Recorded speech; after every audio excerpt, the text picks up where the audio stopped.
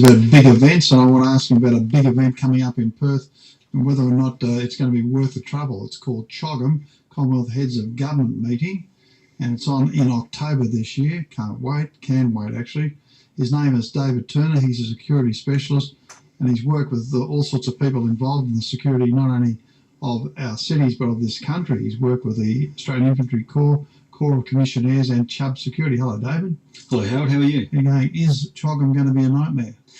Well, I don't think so. There's lots of planning in place from the Federal Police, the State Police, Commonwealth. And so what they're doing is planning as much as they can into that security risk management. We'll be safe and problem-free as everyone works together. There's good communication and good security companies come on board from the tendering. Okay, we'll be safe. That's the population or just the delegates?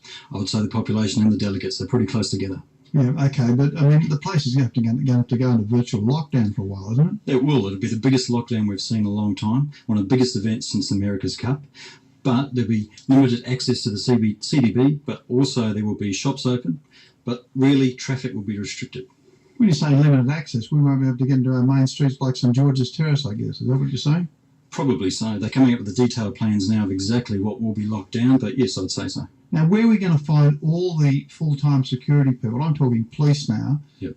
I guess state police, federal police. Where are we going to find all those people to handle this event, to make it a secure event? Well, it is a big event.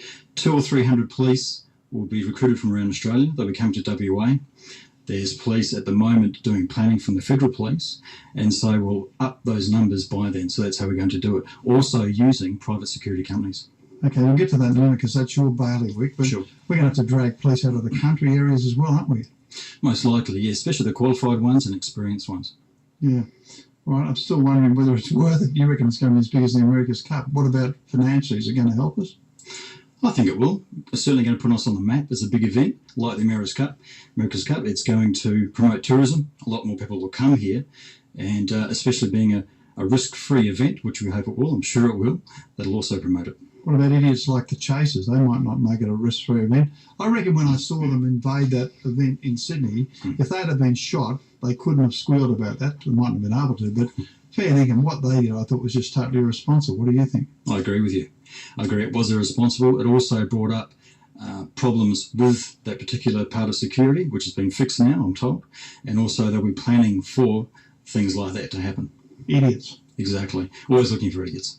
Yeah, all right. Okay. They don't need that. Right, now, your business, tell us a bit about your business. Sure. Foresight Security Planning was created about 3 years ago. It's been 4 years in the making before then. And I created this business because I felt there was a niche in the market. And that niche in the security market was communicating with the client, giving them what they really wanted, and also doing more risk analysis into their problems. So finding out a good answer much quickly. What makes you different to any other security company? Oh, there's many good security companies out there, many professionals. I have a lot of respect for a lot of them. What we do is we look after family security, children, school, all that kind of thing. So we look at the whole spectrum, and that's why I made the company. Yeah, okay. Now, you have made a point to me off air that security officers and police don't like each other. Tell us about that. I never made that point. I see some information here that's been sent to me that suggests that police and private security don't get on together. I didn't make that particular point, but I did suggest it. And yes, I think at certain times, especially with big events or in Northbridge, there is a conflict between police and security on the ground dealing with situations. Well, I think the police do a fantastic job. They do the most they can with the little they have, and they're excellent out there. The gap I see is probably the security companies on the ground being underskilled with their level 2 and level 3 courses, which are slowly getting better, but not quick enough. And so there's not enough teamwork, communication, and working with the police. And that's the gap I see. But there's security people and security people, aren't there? I mean, there's clowns like that John Hopewadi in Sydney, who, I mean, he's already sort of tainted himself with his behaviour on the rugby league field. Sure. Now he's a security bloke at a nightclub in Sydney, and now he's pleaded guilty to assault over there. Exactly. Now, there are a lot of blokes I'd suggest a bit like him and of that mind here as well. And from time to time they get caught out because they start to bash patrons and all that sort of thing and go berserk. Yeah. How are you going to differentiate between them and someone who is doing a decent job? Well, this is where we need to improve. This is where we need to regulate. The police need to make more compliance on security guards, Pacific organisations. And what we need to do is upskill that training. So it's a little bit harder to do, it's a little bit harder to pass, and we can have more in that training like teamwork, communication, and we can weed out some of those guys. Meatheads, the meatheads, a lot of them. Exactly. They're actual control freaks, some of these people. In some companies, they do have that element, yes. I mean, we had a recent event over in Sydney too, where a bloke put his little girl on his shoulder and he was swooped upon by security who said, "You can't do that." And he said, "Hang on a minute, I'm in a crowd of people. This little girl, if you put her on the ground, wouldn't be able to see a thing." Suddenly he's got 4 security people surrounding him.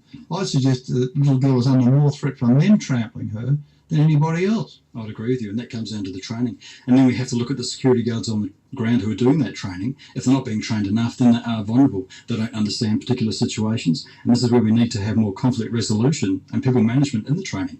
Then we can have closing of that gap and work with the police more effectively. Is it too easy to get a license to be a security guard? I would say yes, it is. How do they get a license? What do they have to do? You go through a training course after you've found a security company. You get a What, letter. that company puts you through the course? No, you get a letter of intent from that company. You find a security course of your choosing, or from that company which is Of approved. your choosing. You can, or from that company which is approved. You do the security course, usually level 2. That's the basic course that goes for about 6 to 10 days, depending on the company you're with. You also do a first aid certificate at the end of it, which is good, and then you can go out and be a security guard. You can do a little bit more on that course, say 1 to 2 days, and that gives you the crowd controller's license, and then you're in the nightclubs in Northbridge. But what if you're an absolute nutball? You know, could you get through that course?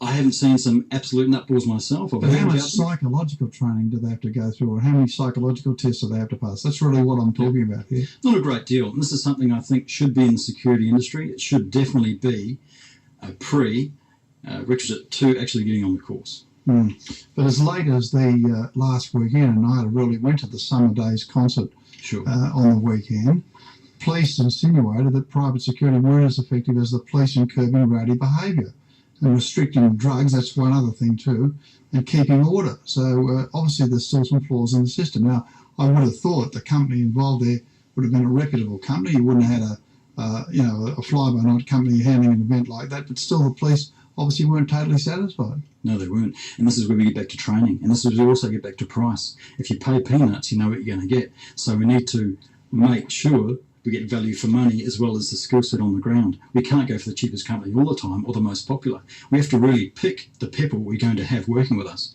And that's where the gap is. Do you have any sort of communication with the police here yourself? We do at times. We're part of SAWA, the security agency. At times? We do, yes, if we need to. Yeah.